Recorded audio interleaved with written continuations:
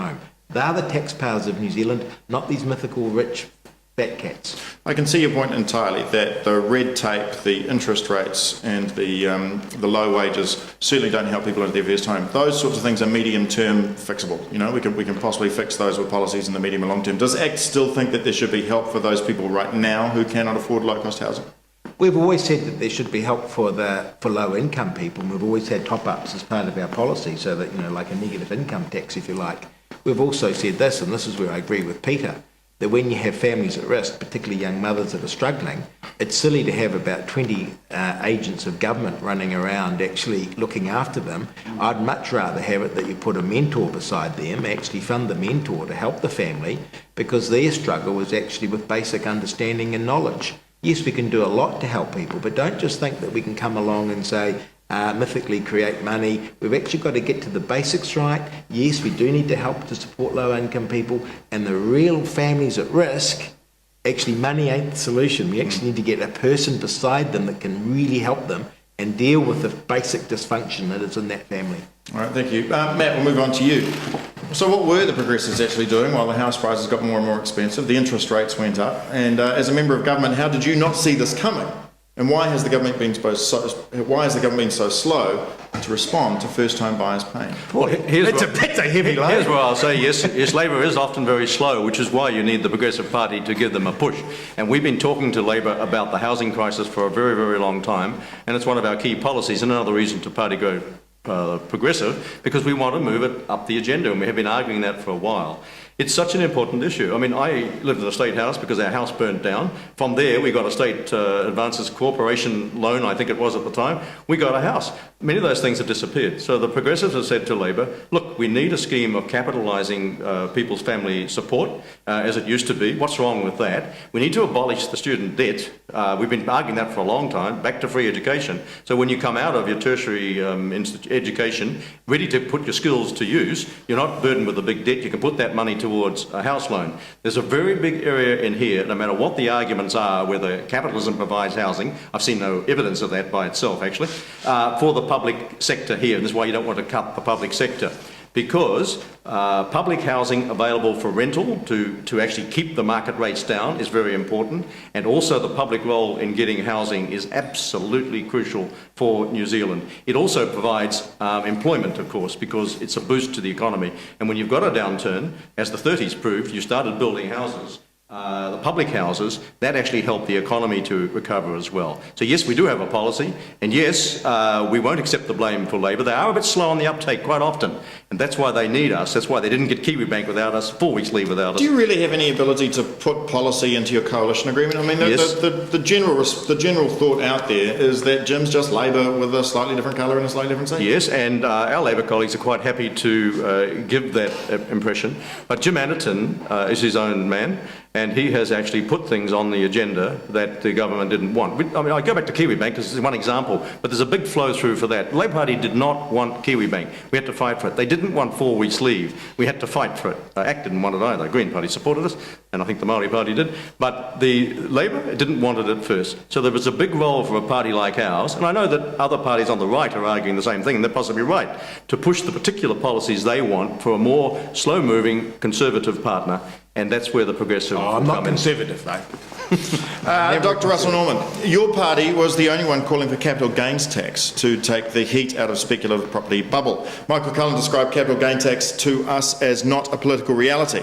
How do you make housing affordable when Cullen has no interest in ensuring the same thing doesn't happen again to house prices? I think that we've got to look at the housing market and what's been going on. So you've had this housing market, this bubble, which is now popping. So how do we make sure we don't go through another cycle? That's kind of the framework. The other thing that's been going on as part of that is there's been a big increase in rental accommodation. So we basically have a one-third of households are now renting.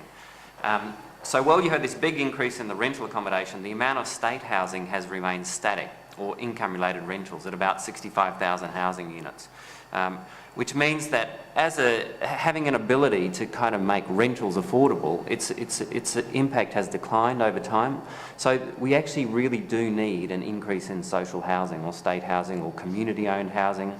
with the community and voluntary sector or Māori groups. I mean, I think we need a huge increase in that kind of housing because it plays a vital role in keeping down the cost of housing. It's also, I think, important to realise we're spending hundreds of millions of dollars every year on accommodation supplement, which is, effectively, you could call it a subsidy to landlord, but it certainly doesn't do anything to make sure housing is affordable. So one of the key things that we really do need to do is have more social housing. Right now we have a building and construction sector which is going through a downturn. There's a lot of people unemployed in the sector at the moment or about to become unemployed. We should actually go on a social housing building program. But the way to do it is not to stick people on the urban margins, way out from cities. We actually need to hold the metropolitan urban limits and have high quality, medium density, energy efficient housing around mass transit routes. Because there's no point shoving someone on the edge of town on a cheap housing block when the price of oil is going to keep going up. You need to invest in high quality, medium density housing in cities. And then in terms of the demand, like you're talking about the capital gains tax, the Greens have a policy of a capital gains tax excluding the primary family home.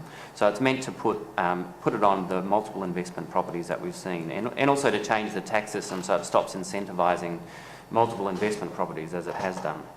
We think those kind of measures should make housing more affordable. All right, I'd like to move on to the environment because New Zealand sees itself so much as a clean, green country.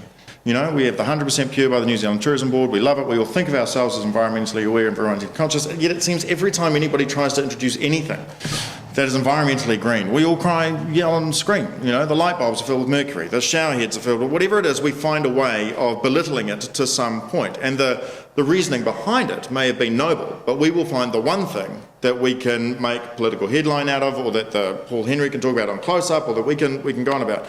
And we have the same with the emissions trading scheme. The idea behind it seems to be solid, but we're going to pick it to pieces and everybody's going to do it. What can we in New Zealand really do to try and make ourselves environmentally clean, green and forwardly thinking? People would think I'd start with you, Russell, but I'll start with you, Rodney, because you often claim that you're the most, what's your claim, that you know more about the environment than anybody in politics? No, I've never claimed that, but I claimed something similar. What was it? I used to love it. Well, I certainly have...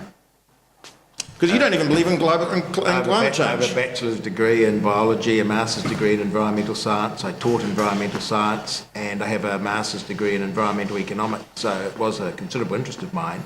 Here's what we need to do to maintain our clean and green image, is to be smart green, and that's actually deal with the real things. What are the big problems that we have in New Zealand? To me, it's actually habitat conservation, and you can't have habitat conservation just by taking a piece of land and locking it up, because it actually needs maintenance, and we don't do that. We do that very, very poorly. We think if we stop a piece of land from being developed, that somehow it'll care for itself. Sadly, it won't.